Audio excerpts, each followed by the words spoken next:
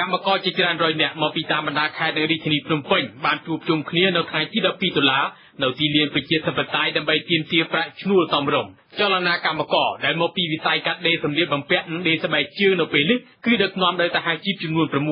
មេដឹកនាំសហជីពនិយាយថាប្រាក់ឈ្នួលកម្មករសប្តាហ៍ថ្ងៃមិនអាចធ្វើឲ្យពួកគេរស់នៅបានសមរម្យឡើយក្រៅពីការជួបជុំក្រុមកម្មករបានហែកក្បួនទៅដាក់ញត្តិនៅស្ថាប័នមួយចំនួនសមាជិកសភាមកពីគណៈបកប្រជាជនកម្ពុជានិងគណៈបកសង្គ្រោះជាតិផងបានចេញមកទទួលញត្តិព្រមគ្នានៅមុខវិមានរដ្ឋសភាហើយសន្យាដោះស្រាយបញ្ហានៅចំពោះមុខដោយអ្វីដែលក្រុមកម្មករកំពុងទាមទារនៅពេលនេះហើយថែមទាំងផ្ដល់ឱកាសឲ្យមានរំនាំសហជីពជួបពិគ្រោះយោបល់ក្នុងរឿងនេះបន្ថែមនៅព្រឹកថ្ងៃទី13ខែតុលាបន្តកម្មកររាប់រយនាក់មកពីតាមបណ្ដាខេត្តដូចជាខេត្តព្រៃវែងនិងរាជធានីភ្នំពេញផងបានជួបជុំគ្នានៅទីលានប្រជាធិបតេយ្យក្រោមការសម្របសម្រួលពីមេដឹកនាំសហជីពចំនួន6មុននឹងបន្តដាក់ញត្តិនៅស្ថានទូតសហរដ្ឋអាមេរិកសហគមន៍អឺរ៉ុបនិងរដ្ឋសភាថ្លែងក្រោយរំសាយក្បួននៅវិមានរដ្ឋសភាកាលពីព្រឹកថ្ងៃទី12ខែតុលាលោកប៉ាស៊ីណាប្រធានសម្ព័ន្ធសហជីពចលនាកម្មករក្នុងចំណោមមេដឹកនាំសហជីព5ផ្សេងទៀតនិយាយថាបើទោះជាការចរចានៅរដ្ឋសភានៅព្រឹកថ្ងៃច័ន្ទលទ្ធផលយ៉ាងណានោះក៏ការសម្រេចចិត្តរបស់សមាជិកសភាទាំងពីរគណៈបកនយោបាយធ្វើឡើងនៅពេលនេះហាក់ជាការឆ្លើយតបមួយជំហានដែរសម្រាប់ការទាមទាររបស់កម្មករយើងមិនដែលឃើញនាងគណៈបកទាំងពីរមកទទួលញត្តិពីកម្មករនយោជិតទេតែលើកនេះថ្មីសម្រាប់ក្រុមសហជីពដែលបានឃើញតំណាងគណៈបកទាំងពីរដែលមានអាសនៈក្នុងរដ្ឋសភាចេញមកទទួលញត្តិហើយយើងរំពឹងថាពួកគាត់នឹងធ្វើការដោះស្រាយទៅនឹងបញ្ហាដែលលើកឡើងដោយសហជីពនេះឲ្យបានគេថាលទ្ធផលមួយដែលទទួលយកបាន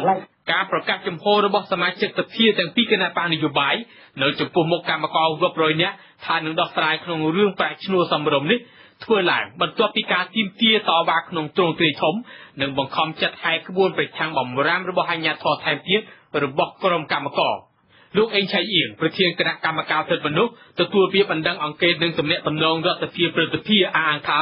ចាប់ពីពេលនេះឈប់និយាយពីបកនយោបាយប៉ុន្តែត្រូវនិយាយពីការដោះស្រាយនៅចំពោះមុខវិញលោកថ្លែងបន្តថានៅព្រឹកថ្ងៃច័ន្ទមេដឹកនាំសហជីពទាំង6នឹងត្រូវអនុញ្ញាតឲ្យជួបពិគ្រោះយោបល់នៅវិមានរដ្ឋសភាដើម្បីរកច្រកចេញរដ្ឋសភានៅពិនិត្យនៅដំណើរសំណុំពររបស់បងប្អូនគឺយើងនឹងជួយធ្វើអន្តរាគមន៍ធ្វើយ៉ាងណាឲ្យបងប្អូនទទួលបានតាមដំណើរនិងសំណុំពរជ័យយោកម្មករខ្មែរដោយឡែកអនុប្រធានគណៈកម្មការទី10និងជាសមាជិកសភាមកពីគណៈបកប្រជាជនកម្ពុជាលោកសិទ្ធិប៊ុនហុកឲ្យដឹងថាសមាជិកសភាទាំងពីរគណៈបកនយោបាយនឹងរួមគ្នាដោះស្រាយជាតិជាពិសេសបញ្ហារបស់ប្រជាពលរដ្ឋគឺជាបន្ទុករបស់អ្នកតំណាងរាស្ត្រដែរសុខទុក្ខរបស់បងប្អូនកម្មករគឺជាសុខទុក្ខរបស់តំណាងរាស្ត្រហេតុនឹងហើយបានជាយើងសង្កេតមើលឃើញហើយក្រោយពីកិច្ចព្រមព្រៀងថ្ងៃ22មកគណៈបកយើងទាំងពីរបានខិតខំប្រឹងប្រែងដោះស្រាយបញ្ហាដែលចោទឡើងនៅលើម្ចាស់ឆ្នោតគ្រប់ស្រទាប់គ្រប់វណ្ណៈទាំងអស់បច្ចុប្បន្នអស៊ីសេពុំអាចស្នើសុំការបំភ្លឺពីក្រសួងកាងារដើម្បីឆ្លើយតបបានទេនៅថ្ងៃទី12ខែតុលាប៉ុន្តែសប្តាហ៍ថ្ងៃកម្មករទទួលបានប្រាក់ខែគោល$110ក្នុងមួយខែ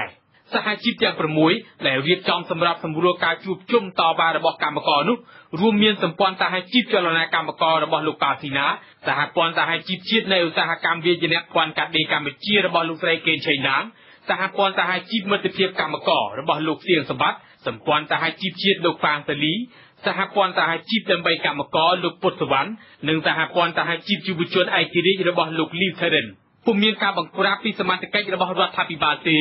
ចំណែកសហជីពស៊ីខាវឌូរបស់លោកអាត់ថុនវិញពុំឃើញមានចូលរួមឡើយលោកប៉ាស៊ីណានិយាយថាការវត្តមានសហជីពរបស់លោកអាត់ថុននេះពុំមែនបង្ហាញថាជាសញ្ញានៃការបែកបាក់ទេប៉ុន្តែជាកំហុសរបៀបវិរៈនៃការរៀបចំប៉ុណ្ណោះ